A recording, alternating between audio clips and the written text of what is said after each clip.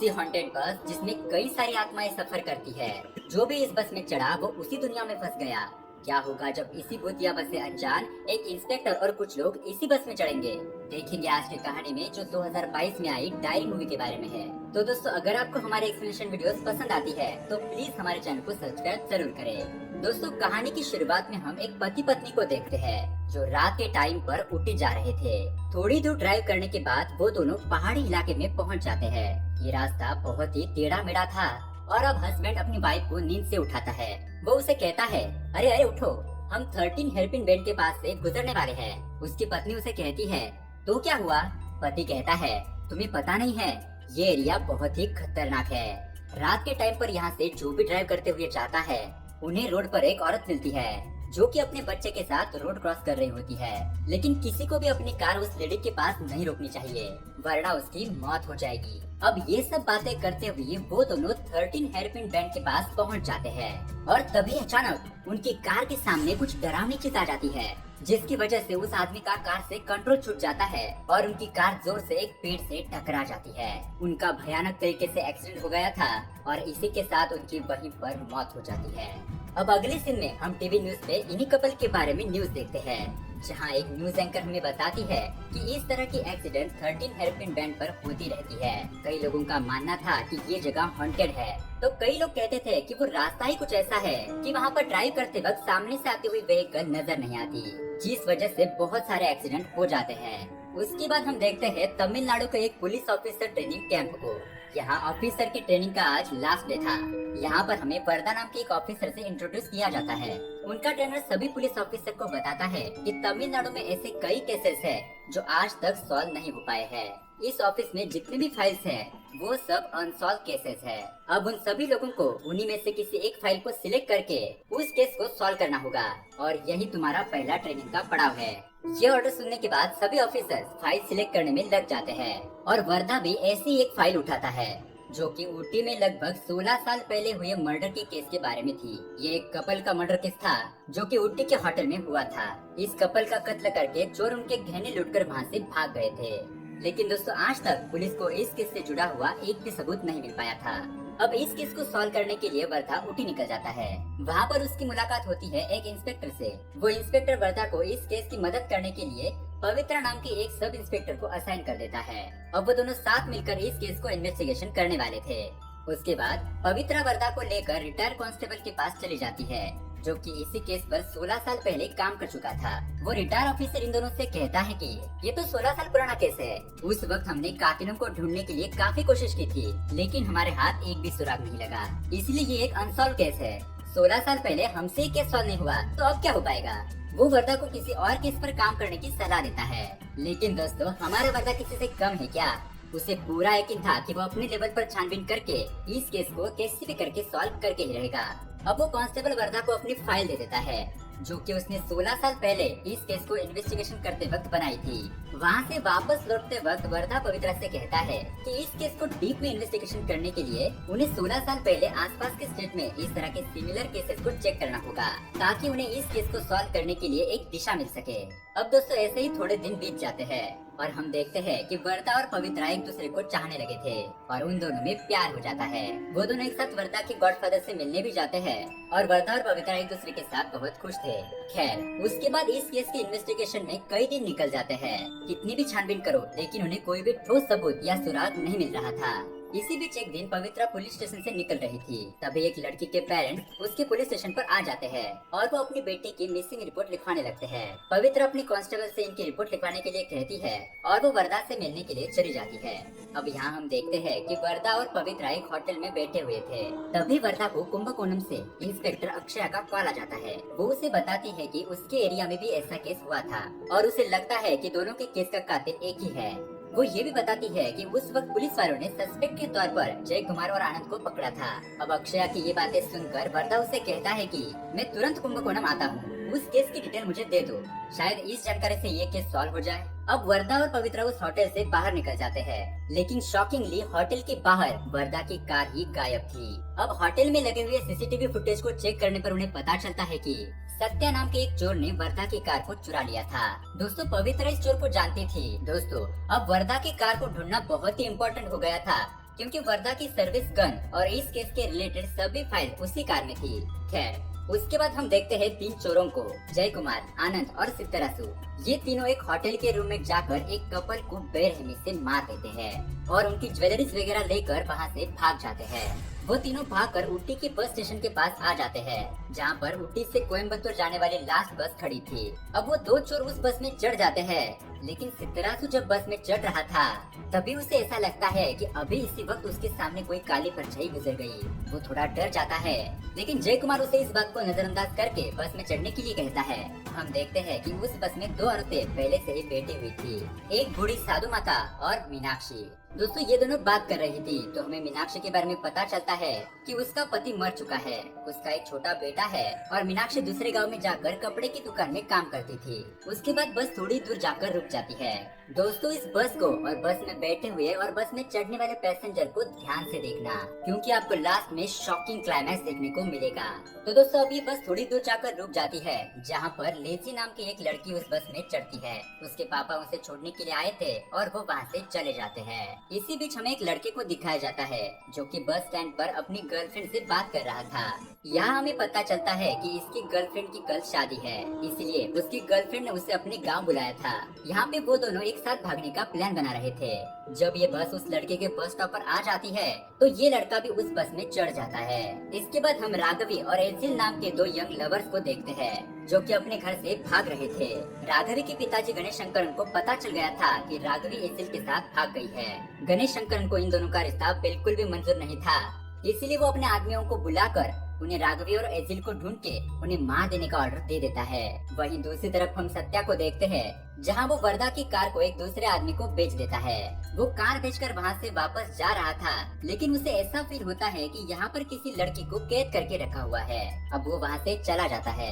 वहीं वर्दा और पवित्रा कार को खोजते खोजते उसी शेड तक पहुँच जाते हैं। यहाँ रास्ते में एक फैमिली की कार बंद पड़ जाती है, इसीलिए वो अपनी कार से उतरकर इसी बस में चढ़ जाते हैं। इस फैमिली में पति पत्नी और उनके 2 बच्चे थे।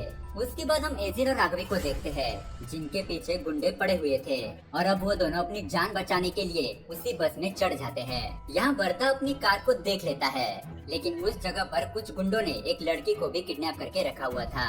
उसके बाद वर्दा और उन गुंडों के बीच जबरदस्त फाइट होती है और हमारा हीरो वर्दा उन गुंडों की हड्डी पसली एक कर देता है और वो उस लड़की को भी आजाद कर देता है। उसके बाद जब वो अपनी कार को चेक करता है तो कार में उसकी बैग थी ही नहीं। वो उनमें से एक चोर को पूछता है कि उसका बैग कहाँ है, जिस पर वो चोर बताता है कि हमें तो सिर्फ कार ही मिली थी, बैग शायद सत्या अपने साथ ले गया होगा। अब यहाँ पर जो लड़की किडनैप हुई थी, लकीली वो वही लड़की होती है जो लोग पवित्रा के पुलिस स्टेशन में अपनी बेटी की मिसिंग कंप्लेंट लिखवाने आए थे। पुलिस की टीम उस लड़की को अपने घर पर भेज देती है। वहीं यहाँ बस में एजिल और राघवी अपनी स्टोरी पास में बैठे पैसेंजर को बताने लगते हैं, जहां हमें पता चलता है कि राघवी और एजिल काफी समय से एक दूसरे से प्यार करते थे। जब राघवी ने अपने पिता गणेश शंकरन को ये बात बताई तो उन्होंने एजिल और उसके पिताजी को गुंडों से पिटवा दिया और इसी हाथापाई में एजिल के पिता की मौत हो गई। और ये बताते हुए वो दोनों बहुत ज्यादा इमोशनल हो जाते हैं और रोने लगते हैं। ये देखकर सभी पैसेंजर उन्हें हौसला देते हैं और तभी बस कंडक्टर राघवी को पूछता है कि अब तुम आगे क्या करने वाले हो। इस पर राघवी बताती है कि हम घर से भागते वक्त अपने साथ कुछ गोल्ड ज्वेलरीज और पैसे लेकर आए हैं ताकि वो लोग कहीं दूसरी जगह जाकर सेटल हो सके। अब दोस्तों, ये बात सुनकर जयशंकर, आनंद और सित्तरासु इन तीनों चोरों के कान खड़े हो जाते हैं और वो प्लान करने लगते हैं कि किसी भी तरीके से राघवी के पास के गहने चुराएंगे। तो दोस्तों, इसीलिए पब्लिक प्लेस में अपने पास कितने पैसे हैं और कितने गहने हैं ये बात किसी को मत बताना, वरना आपका सारा माल गया ही समझो। अब दोस्तों, इस बस में एक लॉयर भी था। वो उन्हें एक आइडिया देता है कि एजिल और राघवी को जल्द से जल्द शादी कर लेनी चाहिए, क्योंकि शादी के बाद उन्हें कोई परेशान नहीं करेगा। दोस्तों, बीच में एक और फैमिली इस बस में चढ़ी थी। उसी फैमिली में से एक बूढ़ी औरत बताती है कि आगे एक टेम्पल आने वाला है और इन दोनों की शादी हमें वहीं कर देनी चाहिए। अब आगे जाकर टेम्पल आ जाता है और एजिल और राघवी की शादी करने के लिए बस के सभी पैसेंजर उतर जाते हैं, लेकिन यहाँ बस में साधु माता अकेली रह जाती है, क्योंकि दोस्तों वो सो रही थी। यहाँ सभी पैसेंजर मंदिर में पहुँच जाते हैं और हम बस में देखते हैं कि साधु माता की नींद खुल जाती है। साधु माता देखती है कि बस में कोई भी पैसेंजर नहीं है। अब ये नजारा देखकर वो घबरा जाती है। तभी उसे बस के ग्लास पर कई सारे हैंड प्रिंट्स बनते हुए दिखाई देने लगते हैं और अजीब चेहरे भी दिखने लगते हैं। उन्हें देखकर वो काफी डर जाती है। डर के मारे वो नीचे गिर जाती है। ये सब देखकर उसकी सांसें फूलने लगती है और वो अपने भगवान को याद करने लगती है। अब वो हिम्मत करके उठ जाती है और पीछे वाली सीट पर जाकर अजीब तरह की शक्ल बनाकर बैठ जाती है। यहाँ मंदिर में हम देखते हैं कि एजिल और राघवी शादी कर लेते हैं। वो दोनों बहुत खुश थे और वो पैसेंजर भी उनकी खुशी में शामिल हो जाते हैं। उसके बाद वो सभी लोग वहाँ पर बढ़िया नाच गाना भी करते हैं और थोड़ी मस्ती करने के बाद फिर से बस में वापस आ जाते हैं। अब बस आगे बढ़ने लगती है। थोड़ा आगे बढ़ने पर एक फैमिली बस से उतर जाती है। उसके बाद इन फैमिली के पास एक कार आकर रुकती है जिसमें गणेश शंकरन के गुंडे थे। वो राघवी की फोटो दिखाकर उस ओल्ड लेडी से पूछने लगते हैं, क्या आपने इस लड़की को कहीं देखा है? अब वो बूढ़ी औरत समझ जाती है कि ये गुंडे एजिल और राघवी को मारने के लिए आए हैं। इसलिए वो झूठ बोल देती है कि हम इन लोगों को नहीं जानते। लेकिन वहाँ खड़ी एक नादान लड़की तुरंत बोल पड़ती है कि अभी अभी हम लोगों ने इन दोनों की शादी करवाई है। ये सुनने के बाद वो गुंडे उन पैसेंजर को अपनी कार से कुचलकर मार देते हैं। उसके बाद वो निकल जाते हैं उस बस का पीछा करने के लिए। यहाँ हम बस में देखते हैं कि साधु माता के पास बैठा हुआ एक लड़का माता के चेहरे को देखकर उनसे पूछता है, क्या बात है माँ जी, आप ऐसी भूत बनकर क्यों बैठी है? जिसपे साधु माता अपने साथ हुए हादसे के बारे में उसे बताती है। वो कहने लगती है कि इस बस में भूत है। हाँ, सच में भूत है। ये सुनकर वो लड़का भी डरने लगता है। अब उस लड़के को भी कुछ नेगेटिव फीलिंग आ रही थी। उसे ऐसा लगता है कि सामने बैठी लड़की जिसका नाम लेजी था वही भूत है और वो उसे देखने के लिए उसके पास चला जाता है। वो उसे नींद से उठाता है। तभी उसका चेहरा भूत की तरह दिखाई देता है। ये देखकर उस लड़के की फटके 4 हो जाती है, जिसके बाद वो डर के मारे साधु माता के पास आकर बैठ जाता है और उससे कहने लगता है कि आगे जो भी स्टॉप आएगा वहीं पर हम उतर जाएंगे। अब आगे जाके थोड़ी देर के बाद एक बस चेक करने वाला आदमी बस को रुकवाता है। बस जैसे ही रुकती है साधु माता और वो लड़का बस से उतर जाते हैं। वो उस ऑफिसर को बताते हैं कि बस में कोई भूत है, लेकिन वो ऑफिसर उनकी बातों पर ध्यान नहीं देता और उन पर ही हंसने लगता है। उसके बाद वो बस में चढ़ जाता है। तभी उसी बस में बैठी हुई एक बच्ची अपनी डॉल को लेने के लिए आती है। वो ऑफिसर उस बच्चे को जब डॉल देता है तो उसकी रूह कांप जाती है, क्योंकि दोस्तों वो बच्ची और कोई नहीं बल्कि उसे भूत दिखाई देती है। उस ऑफिसर को बहुत ही बड़ा झटका लगता है और वो तुरंत बस से नीचे उतरकर बेहोश हो जाता है। उसके बाद साधु माता और लड़का वहाँ से जाने लगते हैं, लेकिन तभी उन्हें रास्ते में वर्धा मिलता है, जिसे देखकर वो लोग उसे बताते हैं कि वो जिस बस से उतरे हैं वो बस भूतिया है। अब उनकी ये अजीब बात सुनकर वर्धा उस लड़के को लेकर उस बस का पीछा करने के लिए निकल जाता है और वो पवित्रा को सत्य का पता लगाने के लिए भेज देता है।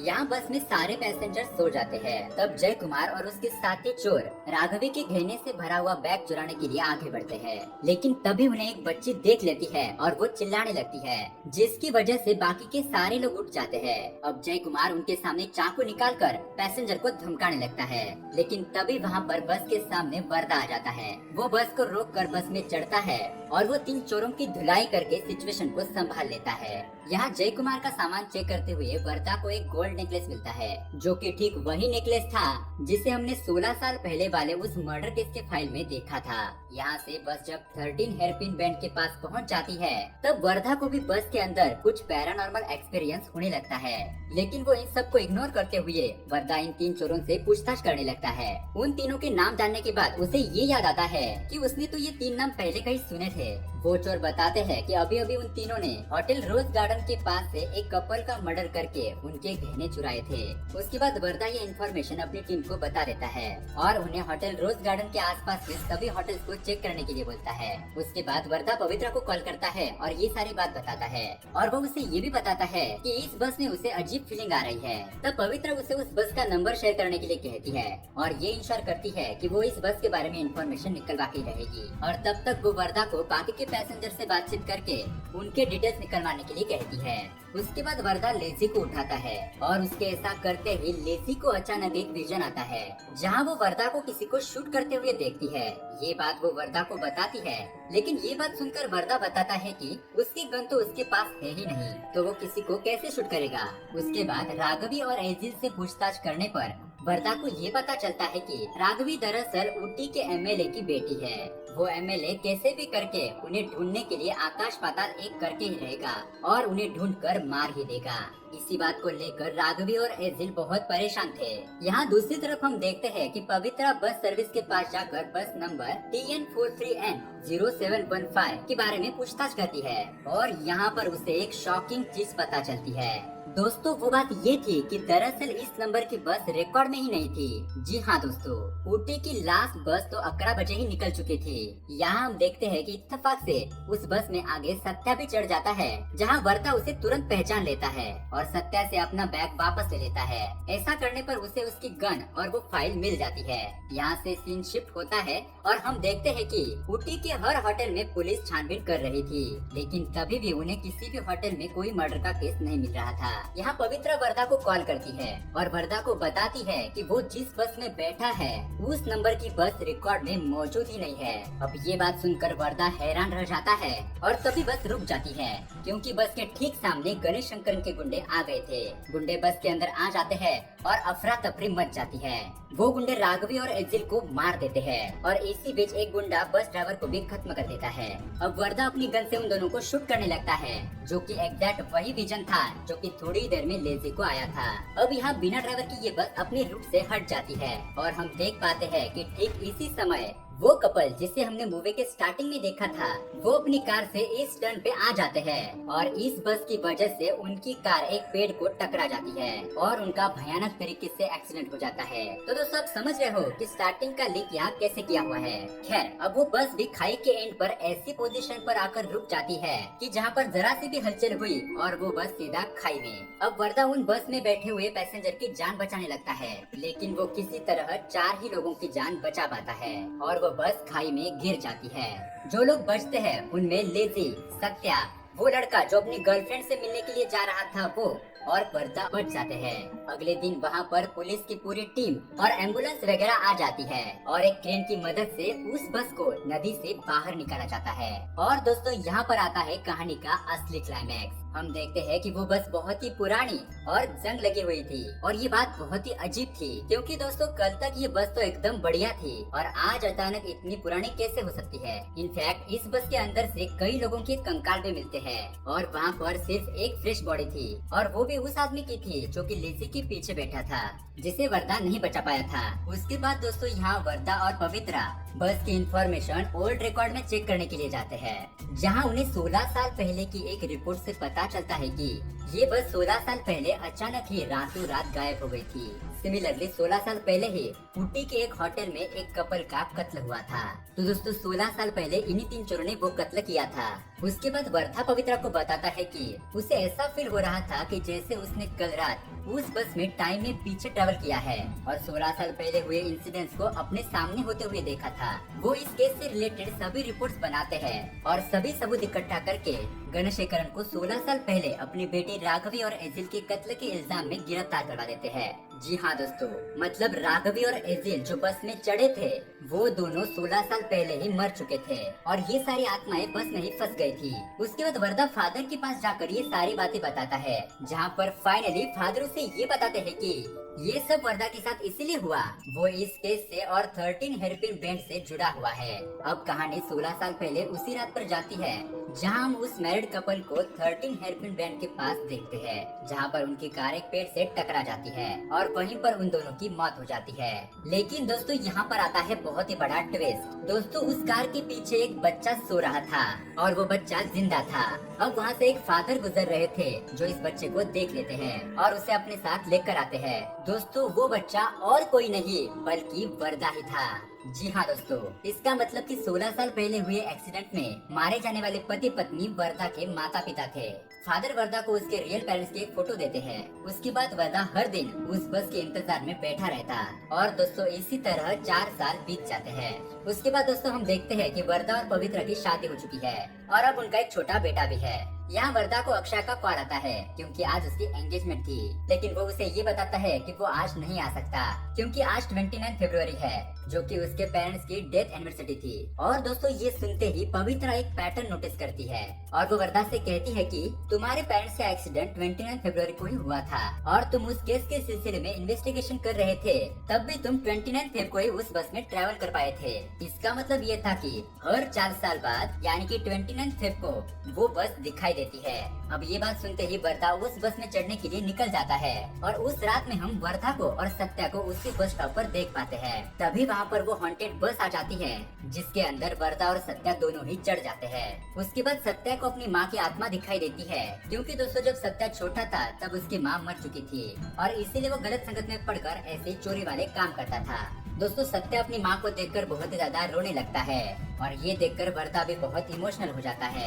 उससे भी अपने माता पिता याद आने लगते हैं और दोस्तों ये मूवी यहीं पर एंड हो जाती है। दोस्तों मुझे पता है कि ये कहानी देखने के बाद मेरे ही तरह आपके मन में भी बहुत सारे सवाल आए होंगे, जैसे कि बस में सिर्फ 4 लोगों की ही जान क्यों बच पाई, उस नदी से जब बस बाहर निकली तो हमें सिर्फ एक ही फ्रेश लाश क्यों दिखाई दी और वर्धा उस बस में टाइम ट्रैवल कैसे कर पा रहा था। तो दोस्तों मैं आपको बताता हूँ। दोस्तों जिस वक्त इस बस का एक्सीडेंट हुआ था तब सारे लोग इस बस में मारे गए थे और ये वक्त टाइम लूप में अटक गया, इसीलिए 29 फरवरी को वही घटनाएं फिर से दोहराई जाती है। और दोस्तों आप लोग भी इस बस में ट्रैवल कर सकते हैं, लेकिन आपकी जान को भी खतरा हो सकता है। अगर आप इस बस का एक्सीडेंट होने से पहले उतर जाते हैं तो आप बच जाएंगे।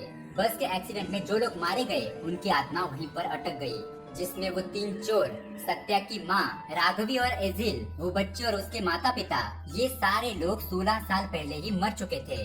जी हाँ दोस्तों, और उस बस में उनके साथ वही घटना हुई जो 16 साल पहले उनके साथ घटी थी। वो 4 लोग जो बच गए थे उसमें से सत्या, लेजी और वो लड़का जो अपनी गर्लफ्रेंड से मिलने जा रहा था और खुद वर्धा, क्योंकि दोस्तों ये लोग प्रेजेंट में जिंदा थे और उस बस में चढ़े थे। और जो फ्रेश लाश हमने देखी थी वो बस में चढ़े हुए एक लड़के की थी जिससे वर्धा बचा नहीं सका, इसलिए उसकी लाश फ्रेश लग रही थी। और जो बाकी सब कंकाल हमें दिख रहे थे वो दोस्तों 16 साल पहले मरे हुए लोगों के ही कंकाल थे। तो दोस्तों ओवरऑल ये कहानी मुझे बहुत ही ज्यादा पसंद आई और ये थी डायरी मूवी की एक्सप्लेनेशन। दोस्तों आपको ये मूवी कैसी लगी? दिमाग घूम गया ना? तो कमेंट करके जरूर बताएं। और अगर आपके मन में और भी कोई डाउट है तो वो भी कमेंट करें और ऐसे ही amazing horror movie explanation videos को देखने के लिए अभी हमारे चैनल को सब्सक्राइब करें। Thanks for watching.